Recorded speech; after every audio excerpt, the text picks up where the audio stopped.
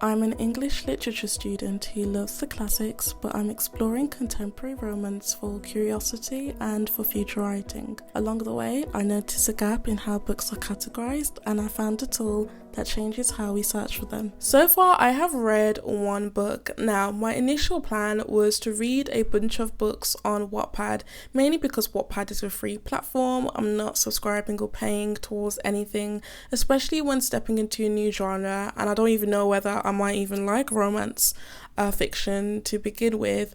I just thought it was a great way to start out, right? And I picked Wattpad because you have both serious and unserious authors. Like, you got the serious ones, such as the author to Kissing is the Easy Part, that is it's in production, I believe, and it's going to be adapted by Wattpad, Webtoons and Tubi. And you got other popular examples like The Kissing Booth, the After series, My Life with the Waterboys, and then you got like the unserious Wattpad authors who just write just for the fun of it. So it's just a great mix to critique and see what it is I like and dislike.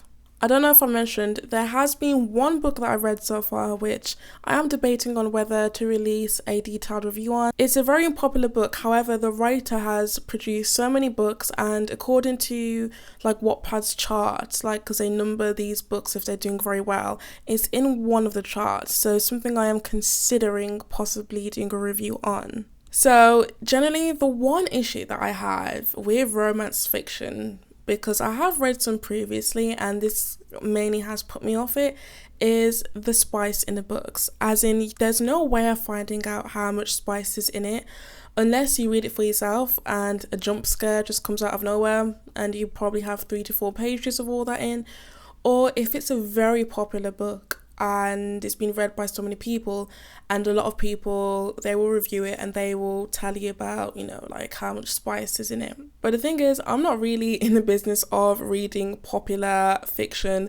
I sometimes think that popular fiction is literally due to really good marketing and that the novel itself isn't really that good. It's not anything groundbreaking.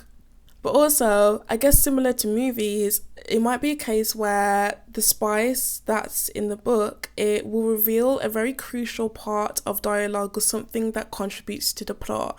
So something that you don't want to either miss out on as well, which again, find a little bit annoying. Considering that there are a lot of book apps out there, you've got ones that are very analytical and statistics kind of savvy, so you can be very specific on what books you read, what you have read in the past, and it will read everything for you. So you got Storygraph, for example, and then you've got Fable and these other book apps that have like communities, etc. I haven't found yet. Now I'm just saying yet because I've still yet to take a deep dive into these apps I'm talking about, that they have a clean toggle or just some kind of category where you want to read books that don't include any spice. And I just haven't seen that yet. I find it a little bit insane considering that you can pay a subscription for these apps and they don't have anything like that. And like I've mentioned earlier, there is a large community of people who want books like this, and they are only getting clean books recommended to them literally mainly from word of mouth. And I just haven't seen like an online system where you can specifically pick up books based on their spice level or no spice at all. I don't know, I just find it a bit crazy because you have the opposite to this, which is the smut category and the erotica novels. They are very well established, and I think because these novels, they do sell because of the genre it's in. Like, women, go crazy for that, which is why I think the idea of having a clean book section on digitally, like on apps, it just won't be a thing maybe, but I really think it should. But even speaking about this, I think considering how many people really want more clean books and clean book recommendations, I just wonder if the big bookstores such as Waterstones, Foyles maybe, Barnes & Noble, if they have a section where because I know they did this a lot with TikTok, when TikTok and Book Talk, when that became a whole thing, bookstores actually had a section of that. And I'm thinking, why not have a section where people who want clean books can actually go towards? I think they would sell so much more. I'll be so honest. Like, why hasn't no one done that yet? They should. I guess feel like making a petition for this to happen, for whether you're independent or a big bookstore, make this a thing. With all of this said and my concern and a little bit of frustration about this, I want to introduce you to a platform I literally found through scrolling through YouTube, and I'm glad that I found out about it. So let's look into it to see what it's about. So if you just go on the website, let's check it out. I will be very brief with this because the girl who did create this website has a much more detailed video on this, but I just want to talk about some things that just stick out to me and some things I'll definitely be looking into as I explore contemporary romance fiction. The small town genre is something I believe I do like. Guys, I tried reading the Lauren Gilmore Pumpkin Spice Latte Cafe, whatever. I'm someone who, if I read a book, I intend on finishing it, and I just couldn't hack it. I understand that it's meant to be this cozy autumn read, but it was just so bland for me. And it's like, I expected it to be like that, I'm not going to lie, mainly because when something is so heavily marketed, or when everyone and their mum has the book, I always be so suspicious of it, and my suspicions normally are correct. It's just good marketing. The book isn't all that good. Okay, so there's only one book on here, which was the English masterpiece when I was looking at historical fiction, but she's added more to the collection, which I am so very happy about. Yes, and I'm just so obsessed with these toggles, how it's so clear, like just from the glance of the toggles, and if that's everything that you love, you can just easily go ahead and pick that book to read. But the last historical fiction I believe I've read, I mean all classic books are that, but the one that comes to mind has to be Rebecca by Daphne du Maurier. It is probably my all-time favourite book at the moment, and I'm saying this kind of in a biased way because I'll be honest, I haven't read that much classical literature. There's still so much I have to read on my list. I'm actually currently reading Jane Austen's Sense and Sensibility, which I think I would definitely have to do some kind of video on that for sure, or write about it on my Substack, which I will link down below. And I think I'm craving more of probably Daphne du Maurier's work. I did try reading, I can't remember the name of the book, I'll put it somewhere, but it was just a bit too, I don't know, it was a bit too dark for me. I mean, I'm even learning right now in my literature classes that, Daphne du Maurier, and especially Rebecca, is a very gothic work of literature.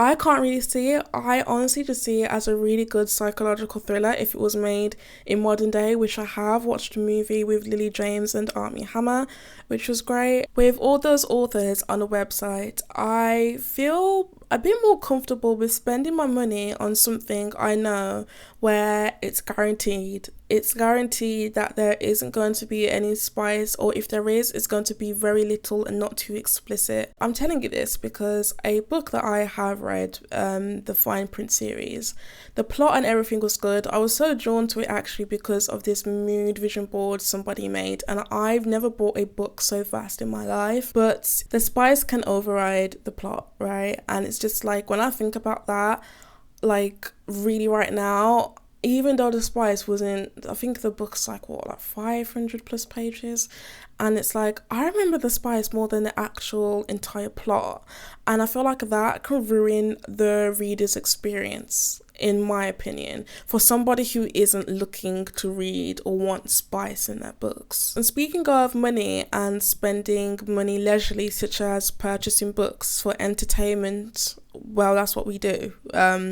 is to escape into a new world, I guess. That's why I mentioned Wattpad earlier, because no strings attached, everything is pretty much for free, and like I mentioned, introducing myself to a new genre, it would be nice to do that without having to spend my money on something that I don't even know that I would even like. And also not having to second guess, there are going to be 3 to 4 pages of absolute steam which could include crucial points to the plot. That is why I love classical literature. I mean, you could never get away with writing a lot of steamy stuff in classical literature. You just wouldn't find that.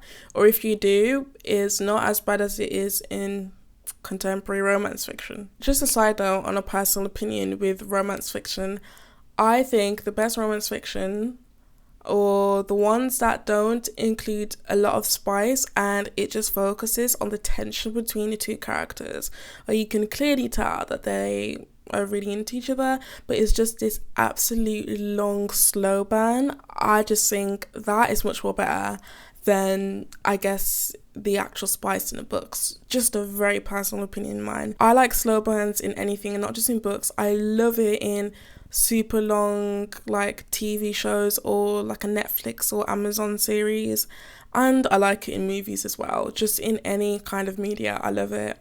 As someone who's trying to use social media a bit more carefully, I guess, and trying to be more specific on what I consume, I really love the idea of book recommendations not just being a short form clip of people just recommending you a bunch of books, and then you go out and then you check them out, then you go ahead and read the reviews, all that. You go through a process, let's be for real, when you go ahead and get a book. I mean, at least I do, because knowing I'm going to spend money on something, best believe I've done a little bit of research just to know that, okay, this is something I definitely want to purchase for sure, right? I just love the idea of the nospicebooks.com just being in a website format, but something that she mentioned, you can even create it as like an app on your phone or iPad or any like touchscreen device, right? And she's always updating this, so the next time you're trying to look for a book, it's just all there, and she's linked it to Amazon, so you can go ahead and buy it, whether that's through Kindle or you can get the actual book.